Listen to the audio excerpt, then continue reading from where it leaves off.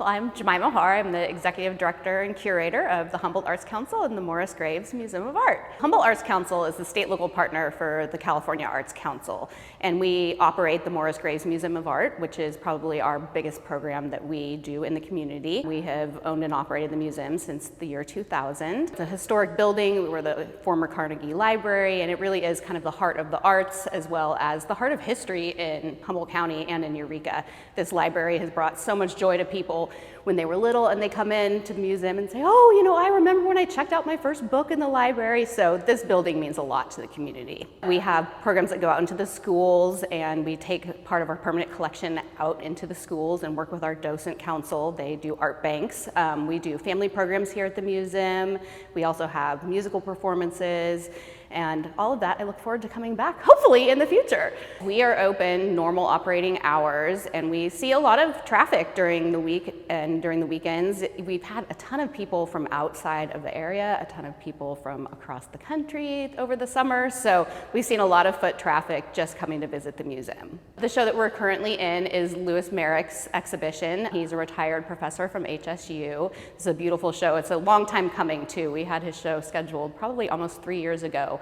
That happened to coincide with the pandemic, so finally we get to be able to have his exhibition open to the public. We do have a handful of pieces in our permanent collection by him as well.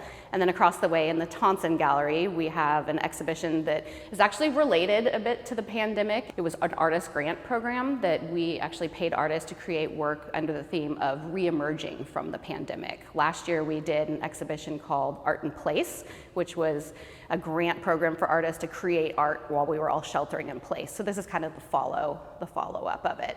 We have pieces from our permanent collection downstairs as well as upstairs with our Victor Jacobi exhibition. So we have a wide range of things for people to enjoy at the moment. I absolutely love Eureka. When I first moved here, I knew, having gone to Humboldt State, it's like, oh, I'm gonna move to Arcata. And when I came around Eureka, I thought, this is where I wanna live. And I think it's that small town feel that the checkers at the supermarket, all the other little businesses, and they know you personally as well. I mean, I feel like when people walk in to the museum, I know their dogs' names. I mean, it's just, I feel like we all feel like a family here in Eureka. I've always been involved in the arts since I was a child. My parents took me to museums when I was 3 weeks old, so it was something that was a passion of mine basically my whole life. I graduated from Humboldt State with a degree in art history and museum and gallery practices, so when I saw a job opening here after working in the Bay Area for a while, I jumped on it because I love this area. I love everything about our close-knit community, and especially the arts here. The arts are just amazing. I mean, I think in Eureka, it's hard to go anywhere without encountering something artistic, and it's really involved in all of our daily lives. So I think that's the one thing that I find so special about this area.